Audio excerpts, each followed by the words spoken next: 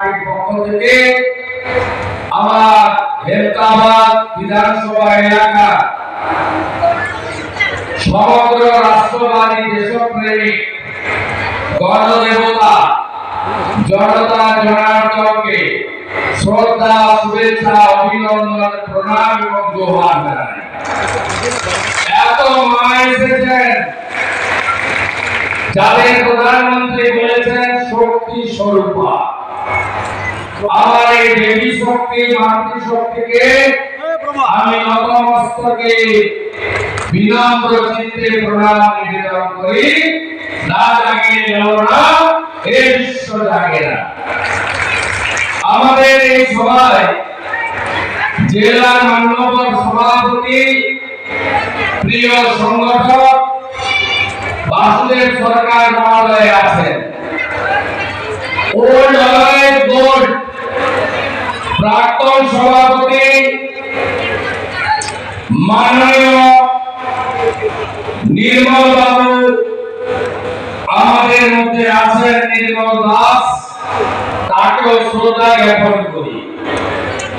আমাদের এই ক্লাস্টারের যিনি ইনচার্জ এবং অত্যন্ত দায়িত্বশীল দলের নেতা মাননীয় শুভেন্দু দা, তিনি মঞ্চে আছেন।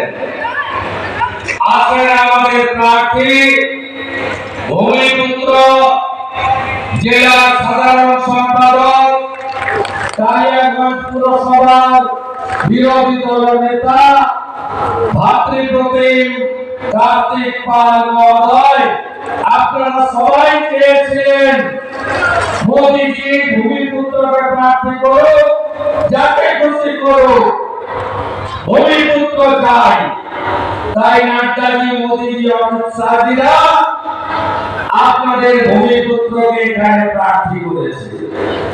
জেলা সহসভাপতি সঞ্চালক মানস ঘোষ, আরেক সহসভাপতি সুভাষ গোস্বামী, মান্যবর নেতা নিবাই কবিরাজ, দিলীপ বর্মন, কমল সরকার, এই বিধানসভার কনভেনার ভাইরাম বর্মন, কো কনভেনার আমাদের সৌমিতা সরকার এবং জেলা সাধারণ সম্পাদক তাপস বিশ্বাস, সম্পাদিকা বোন ফাল্গুনী চক্রবর্তী, সুপর্ণা ভট্টাচার্য, হেমতাবাদ বিধানসভার ইনচার্জ গণেশ বিশ্বাস, আমাদের মধ্যে কালিয়াগঞ্জের বিধায়ক ভাই সৌমেন রায়, এসসি মোর্চার জেলা সভাপতি কালীকান্ত রায়, কিষাণ মোর্চার জেলা সভাপতি আনন্দ মন্ডল সহ সম্মানিত মঞ্চ।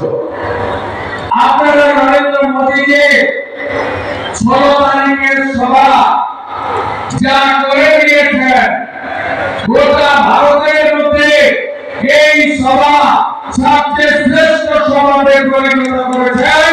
তার জন্য আমি আপনাদের কোটি কোটি বন্দন জানাই। আপনাদের কি কষ্ট দিয়েছে পুলিশ সেদিন 8 কিলোমিটার আগে গাড়ি থেকে নামিয়ে হাঁটিয়ে হাঁটিয়ে নিয়ে এসছে।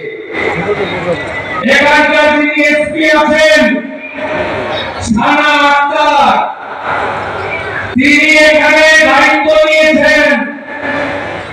যার বাড়িতে ইনকাম ট্যাক্সের রেড হয়েছিল 2,73,00,000 টাকা, গ্যাস পাওয়া গেছিল, 1.5 কেজি সোনা পাওয়া গেছিল, যিনি 10 বছর ধরে আয়কর বিভাগকে তার তেলের কারখানার 1 টাকাও রাজস্ব জমা দেননি।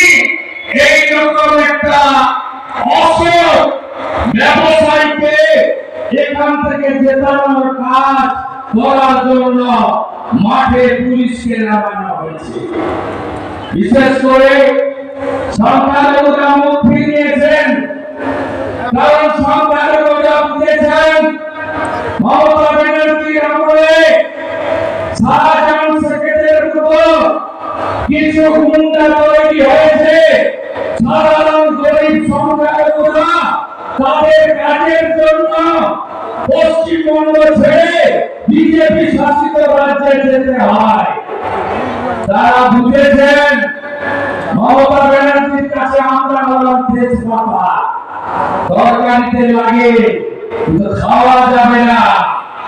তারা বুঝেছেন 21-এর ভোটের পরে রামপুরহাটের বক্তব্যে ভাবুল্লাহ শীতলতলে 7 জন মুসলিম মহিলাকে পুড়িয়ে রেখেছিল।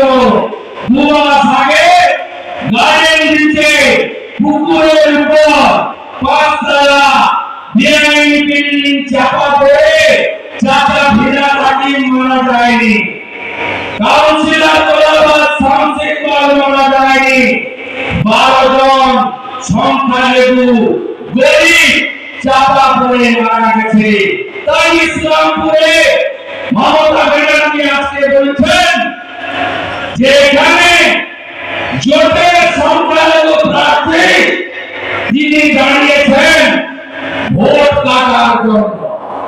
মমতা ব্যানার্জিকে আমি বলি, আপনি যেদিন গনি খান চৌধুরীর বিরুদ্ধে প্রার্থী দিয়েছিলেন, গোলাম ইয়াসিনের বিরুদ্ধে প্রার্থী দিয়েছিলেন, গোয়াতে, ত্রিপুরাতে, মেঘালয়ে প্রার্থী দিয়েছিলেন, কিসের জন্য? ভোট কাটার জন্য না জেতার জন্য? মমতা ব্যানার্জি বুঝে গেছে রায়গঞ্জ লোকসভার আসন হবে না, হবে না, হবে না। আপনারা কত অত্যাচার সহ্য করেছেন এই জেলা? গোটা রাজ্যের মধ্যে 100 দিনের কাজে সবচেয়ে চুরি হয়েছে কোথায়? আপনাদের এই জেলাতে। অরবিন্দ মিনা বলে একজন জেলা শাসক ছিলেন।